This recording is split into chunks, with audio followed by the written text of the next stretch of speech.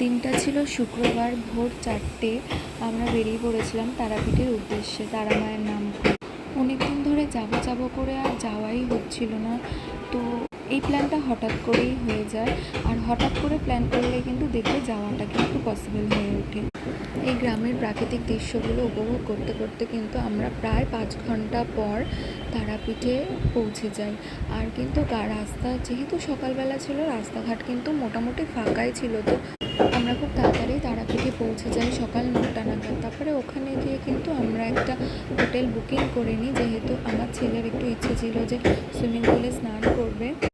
তার জন্য কিন্তু তারাপীঠ থেকে একটু একটা দূরে একটা সম্রাট হোটেল বলে একটা হোটেলে কিন্তু আমরা উঠেছিলাম।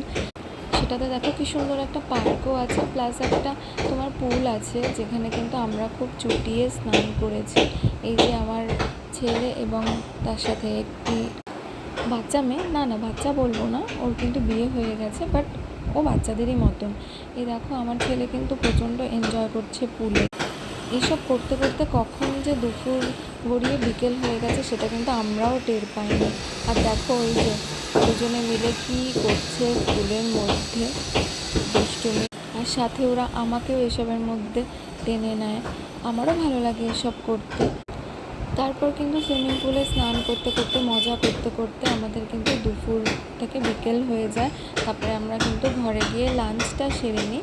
লাঞ্চ সেরে নেওয়ার পর তারপরে কিন্তু আমরা একটু রেস্ট নিই, ঘুমিয়ে নিই, কারণ সারাদিনের যে একটা পরিশ্রম, জানো তো গাড়িতে বসে থাকলেও কিন্তু একটা পরিশ্রম হয়।